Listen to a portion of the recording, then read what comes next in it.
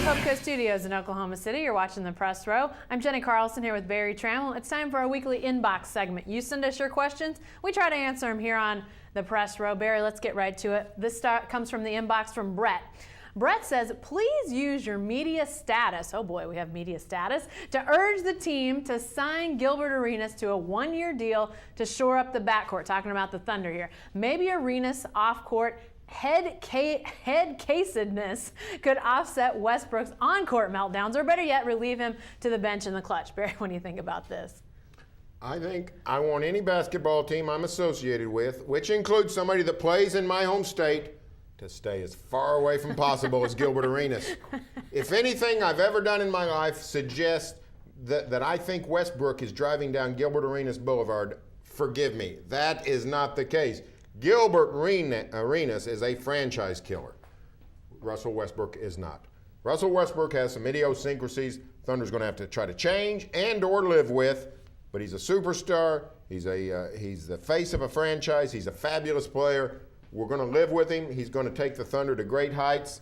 Gilbert Arenas will break your heart every single day. Stay away from him. Just because they wear the same jersey number, not the same guy. I think we're going to use, if we have any media influence, we're both going to use it to speak badly about Gilbert Arenas ever coming here. I mean, the idea of Gilbert Arenas being the answer for Russell Westbrook is just mind-blowing to me. I mean, yes, Russell Westbrook, it was very frustrating to watch what happened on Tuesday night, no doubt about it. And it's frustrating from time to time to watch him have these meltdowns. But he is such a fantastic player, and really, to me, Barry, it's minor compared to the Gilbert Arenas stuff. I mean, this guy was involved with guns in the locker room. I mean, we can start down the list of things for crying out loud. He's really, in some ways, he's helped direct two franchises. Yeah. So, yeah, the Westbrook's still working on his first. So, let's cut him some slack. Maybe we could send Gilbert Arenas to somebody else in the West and have him wreck somebody in the Western Conference.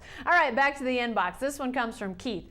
Keith says, is Mike Holder going to be held accountable for costing Oklahoma State University and their athletic program over $300 million? Well, he's talking about the hedge fund. You know, Mike Holder takes the $165 million gift from Boone Pickens or whatever and putting it in the fund and letting it grow to over $400 million. And then, of course, the market collapses and Cowboys lose virtually all that money.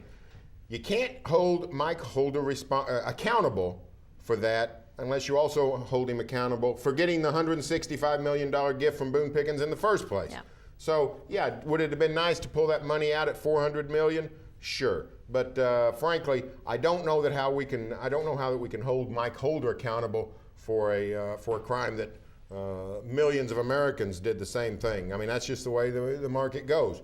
If you play the market, you know that. I don't really get involved in it, but I know enough that high risk, high reward. Yeah. So that's what Mike Holder went through. And here's the deal. The face and the facilities of OSU athletics has completely changed. The number one reason for that is the Mike Holder relationship with Boone Pickens. Well, Boone Pickens said recently, within the last year, he spoke at a luncheon here in Oklahoma City, and he said if it's not Mike Holder in that athletic director's office, he's not giving that initial gift. I mean, let's be clear about this. He said that explicitly.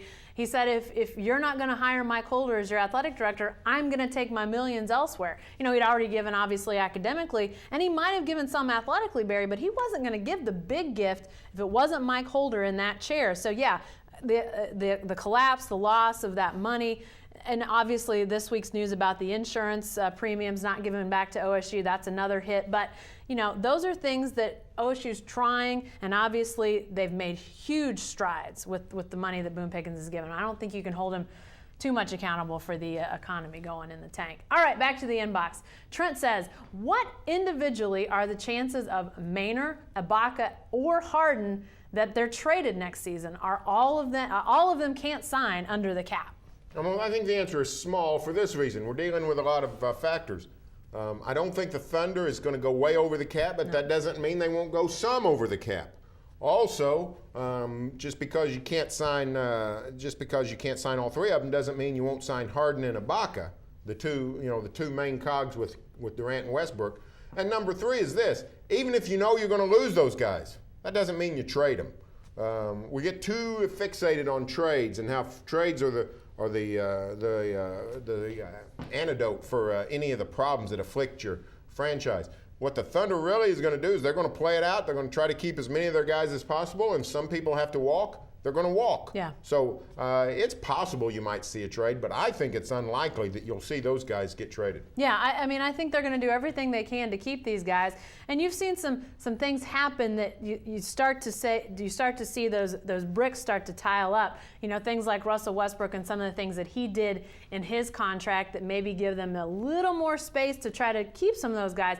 I think, you know, guys like Durant and Westbrook with their contracts, you know, they set that foundation. We're going to be here for X amount of years. We're going to be the guys that they build around. Now, who's coming with us? And Barry, I think there's something appealing about that. Sure, these guys, I understand you're in the league a limited amount of time. You've got to make your money where you can. But some of these guys, they have to at least like the idea of they know what's going on here, and they know these guys are going to be around. That's got to be positive too.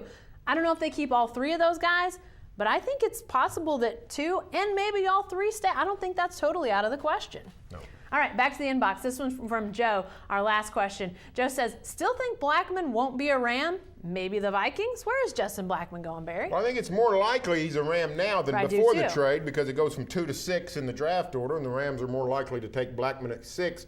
I still think the Rams would like to grab themselves an offensive tackle, though, to help protect Sam Bradford. Try to find a receiver somewhere else. I still think it's most likely that Blackmon ends up somewhere else. Maybe the Vikings, maybe somewhere else. But I think it's more. I think it's possible that he ends up with the Rams. Yeah. I don't think it was going to happen at number 2. No, I don't think so either. And you know what? The Vikings now at 3, it looks like they might take that offensive lineman that the Rams might have been targeting, the big fellow from USC. That's a comment I've seen out there on a lot of these pundits mock draft and that sort of thing. So you may see the Vikings go offensive line. The Browns are a team that I think are getting mentioned for Justin Blackmon now. You know, maybe he ends up in Cleveland. So I think there's still a little bit of leeway. I don't think he falls any further than 6, though, Barry. The Rams are there now. As long as they stay, I think he's at least number 6. And I said it at the Fiesta Bowl. Wouldn't it be great if you had Sam Bradford and Justin Blackmon on the field together? That'd be a lot of fun. Hey, be sure to stay with the best coverage team anywhere at newsok.com and every day in the Oklahoman.